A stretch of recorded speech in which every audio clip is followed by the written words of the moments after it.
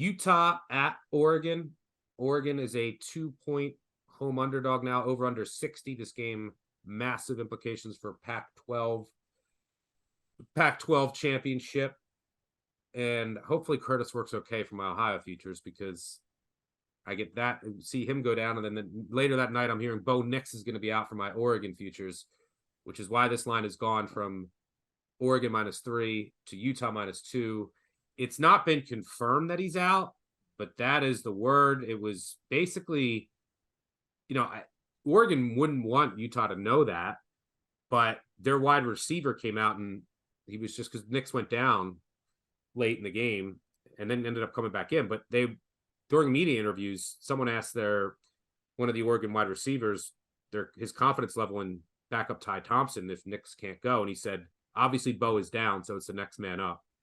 And then from there, right, the markets just went wild, and it's assumed that Nix is going to be out. Maybe it's all a ploy, but it looks like Ty Thompson is going to get the start at quarterback. He is a very highly touted recruit, 4-star kid, can move, he has a rocket arm. Probably he projects as like eventual, he's young. I don't know, maybe a second, third, fourth round pick if it all pans out. So he has a lot of talent.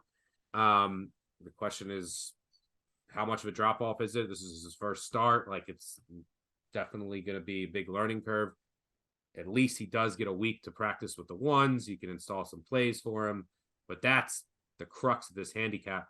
I will say that if this line keeps going, I will give a serious look to Oregon.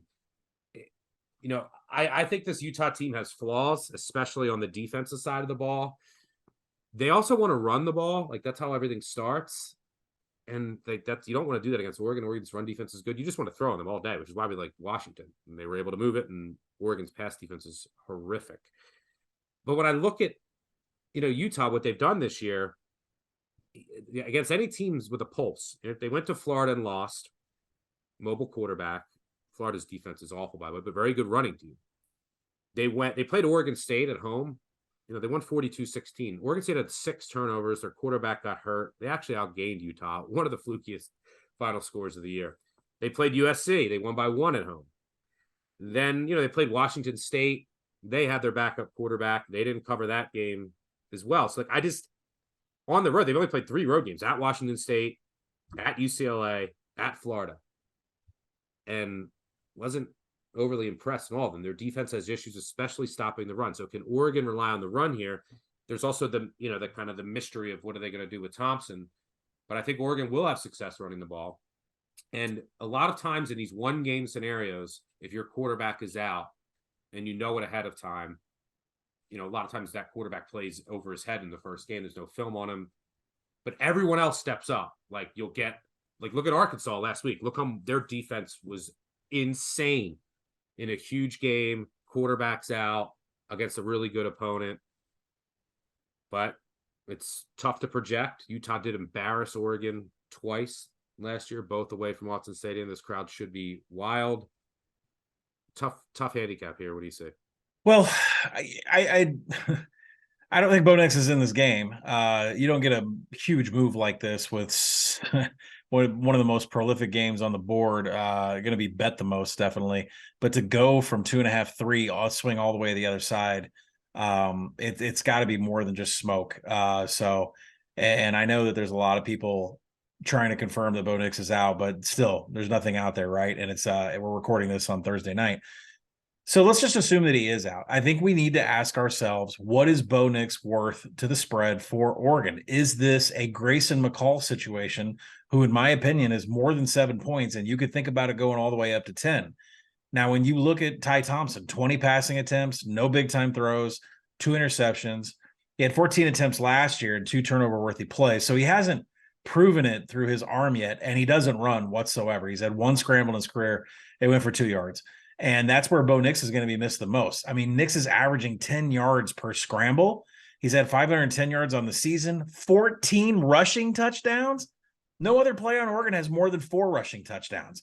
That is a monster loss, and Ty Thompson is not going to be able to replicate that. It's going to cut out half the playbook for Oregon. So when you go a little bit deeper into the injuries, offensive line Ryan Walk, Alex Yeah, they're a Forsyth. center and guard. Yeah, or They're banged both up. questionable. Yeah, when you get deep into that, that's 677 snaps at center, 431 snaps at guard. Now, to focus primarily on the center, the next center with the most amount of snaps is Kanan Rossi at 21. Now, whether they move somebody else on the offensive line, fine. Whatever. The only other person that's played center has 21 snaps of experience this year. So it's not just a Bo Nix thing. It's like what are we doing at center? I mean, it's just a bad combination for Oregon here from a health perspective. And then when you get to the other side of the ball, I mean, the Utah handicap about what they're going to do. The Oregon defense really hasn't seen a scheme about what Utah wants to do. And Stuck, you mentioned it, like Utah wants to start with the run, base it on the run, and do all these other things off of that. And that's true. But what Utah does, Oregon just hasn't seen. They run a heavy 12, 13. They've run 14 this year. They had 4 tight ends on the field. They use plenty of play action passing, and they're going to use Dalton Kincaid as much as they can, left or right, doesn't matter. Play action, screens, whatever. And the Oregon defense is outside the top 100 in havoc and finishing drives. So even though they've been stout against running the ball, everything else has kind of fallen off. And Oregon's defense is 128th in third down defense. That is a huge contrast to what Utah is going to be able to do. If Utah wants to make these 15 play drives and drain 9 minutes of clock, they could do that. I think, I've put in a bunch of bets on Utah.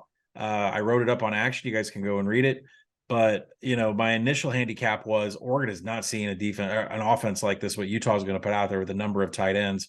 And Utah at plus was the play. But without Bo Nix and without the center, what's the number, Stuck? Is it 4? Is it 5? Is it 7? Is it 10? Bo Nix, you look at those rushing numbers.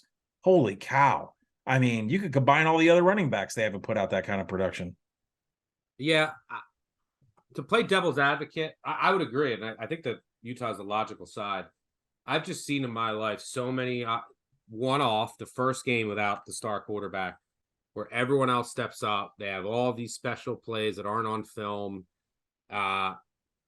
So, and maybe going up against like more tight ends and more, this different look will serve Oregon's defense better because they obviously can't cover receivers on the outside. And I don't think the Utah is like a really great receiving core.